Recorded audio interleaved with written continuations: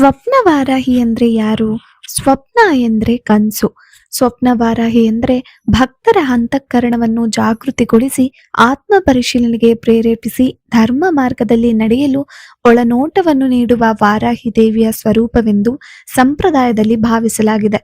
ಅವಳು ಕೇವಲ ಕನಸುಗಳನ್ನು ತೋರಿಸುವ ದೇವಿಯಲ್ಲ, ಅಜ್ಞಾನವನ್ನ ದೂರ ಮಾಡಿ ವಿವೇಕವನ್ನು ಬೆಳಗಿಸುವ ದಿವ್ಯ ಶಕ್ತಿ ಎಂಬುದೇ ಅವಳ ನಿಜವಾದ ಆಧ್ಯಾತ್ಮಿಕ ಅರ್ಥ. ಶ್ರೀ ವಿದ್ಯಾ ಸಂಪ್ರದಾಯದ ಪ್ರಕಾರ ಶ್ರೀ ಲಲಿತಾ ತ್ರಿಪುರ ಸುಂದರಿಯ ದಿವ್ಯ ಶಕ್ತಿಗಳಲ್ಲಿ ವಾರಾಹಿಯು ರಕ್ಷಣೆಯ ಮತ್ತು ಧರ್ಮ ಸ್ಥಾಪನೆಯ ಪ್ರಮುಖ ಶಕ್ತಿ. ಆ ಮಹಾಶಕ್ತಿಯ ಸೂಕ್ಷ್ಮ ಅಂತರ್ಮುಖ ಮತ್ತು ಜ್ಞಾನಪ್ರದ ರೂಪವೇ ಸ್ವಪ್ನ ವಾರಾಹಿ ಎಂದು ಕೆಲವು ತಾಂತ್ರಿಕ ಪರಂಪರೆಗಳು ವಿವರಿಸುತ್ತವೆ. ಇದು ಪ್ರತ್ಯೇಕ ದೇವತೆಯಲ್ಲ, ಮಹಾವಾರಾಹಿಯ ಒಂದು ವಿಶೇಷ ಕಾರ್ಯರೂಪ. ಸ್ವಪ್ನವಾರಾಹಿಯು ಧ್ಯಾನದಲ್ಲಿ ಅವಳನ್ನು ಶಾಂತ ಮತ್ತು ದಿವ್ಯ ತೇಜಸ್ಸಿನಿಂದ ಕೂಡಿದ ರೂಪದಲ್ಲಿ ಭಾವಿಸಲಾಗುತ್ತೆ. ವರಾಹಮುಖ, ಚಂದ್ರಪ್ರಭೆಯಂತಿರುವ ಅಥವಾ ಅರುಣವರ್ಣದ ಕಾಂತಿ, 3 ದಿವ್ಯ ಕಣ್ಣುಗಳು, 4 ಅಥವಾ 6 ಭುಜಗಳು, ಕೈಗಳಲ್ಲಿ ಪಾಶ, ಅಂಕುಶ, ಹಲ, ಮುಸಲ, ಅಭಯ ಮತ್ತು ವರದ ಮುದ್ರೆಗಳು, ಕೆಂಪು ಅಥವಾ ಹಳದಿ ವಸ್ತ್ರ, ಕಿರೀಟ ಮತ್ತು ರತ್ನಾಭರಣಗಳಿಂದ ಅಲಂಕರಿಸಿದ ರೂಪ, ಕಮಲಾಸನ ಅಥವಾ ದಿವ್ಯ ಸಿಂಹಾಸನದಲ್ಲಿ ಆಸೀನಳಾಗಿರುವ ಧ್ಯಾನ. ಅವಳ ಮುಖ ಉಗ್ರವಲ್ಲ, ಗಂಭೀರ, ಶಾಂತ ಮತ್ತು ಕರುಣಾಮಯ. ಸ್ವಪ್ನವಾರಾಹಿಯ ಕುರಿತು ಪ್ರತ್ಯೇಕ ಪುರಾಣ ಕಥೆ ಲಭ್ಯವಿಲ್ಲ, ಆದರೆ ಸಂಪ್ರದಾಯದಲ್ಲಿ ಹೀಗೆ ಹೇಳಲಾಗುತ್ತೆ. ಮಹಾವಾರಾಹಿ ಭಕ್ತರನ್ನು ಹೊರಗಿನ ಅಪಾಯಗಳಿಂದ ರಕ್ಷಿಸುವಂತೆ ಸ್ವಪ್ನವಾರಾಹಿ ಒಳಗಿನ ಅಜ್ಞಾನ, ಗೊಂದಲ ಮತ್ತು ಭಯದಿಂದ ರಕ್ಷಿಸುವ ಶಕ್ತಿ. ಕೆಲವು ಗುರು ಪರಂಪರೆಗಳಲ್ಲಿ ಗಾಢ ಭಕ್ತಿಯಿಂದ ಸಾಧನೆ ಮಾಡುವವರಿಗೆ ದೇವಿಯ ಅನುಗ್ರಹದಿಂದ ಧರ್ಮ ಮಾರ್ಗದ ಬಗ್ಗೆ ಸ್ಪಷ್ಟತೆ, ಮನಸ್ಸಿನ ಶಾಂತಿ ಅಥವಾ ಒಳನೋಟ ದೊರೆಯುತ್ತದೆ ಎಂದು ಹೇಳಲಾಗಿದೆ. ಆದರೆ ಯಾವುದೇ ಕನಸನ್ನು ದೇವಿಯ ದೈವಿಕ ಸಂದೇಶವೆಂದು ನಿಶ್ಚಯವಾಗಿ ಹೇಳಲಾಗುವುದಿಲ್ಲ.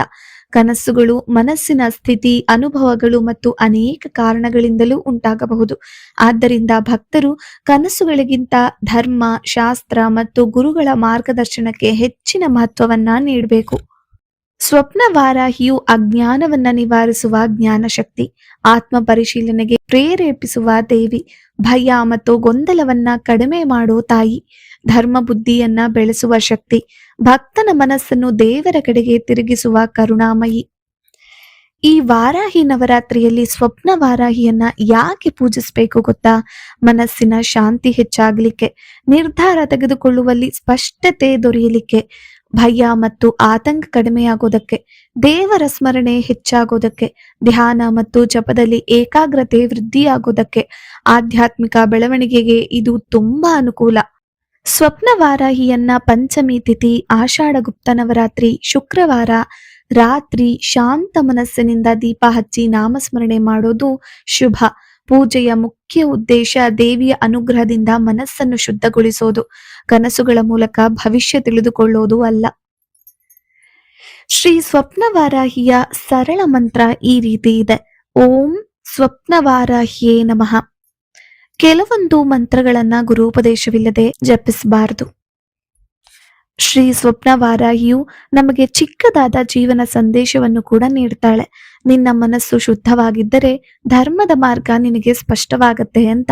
ಅವಳು ಕೇವಲ ಕನಸುಗಳಿಗೆ ಸಂಬಂಧಿಸಿದ ದೇವಿಯಲ್ಲ, ಒಳನೋಟ, ವಿವೇಕ, ಆತ್ಮ ಜಾಗೃತಿ ಮತ್ತು ಭಗವಂತನ ಮೇಲಿನ ವಿಶ್ವಾಸವನ್ನು ಬೆಳೆಸುವ ದಿವ್ಯ ಶಕ್ತಿಯ ಸಂಕೇತ. ಶ್ರೀ ಜಗದಂಬಾರ್ಪಣಮಸ್ತು.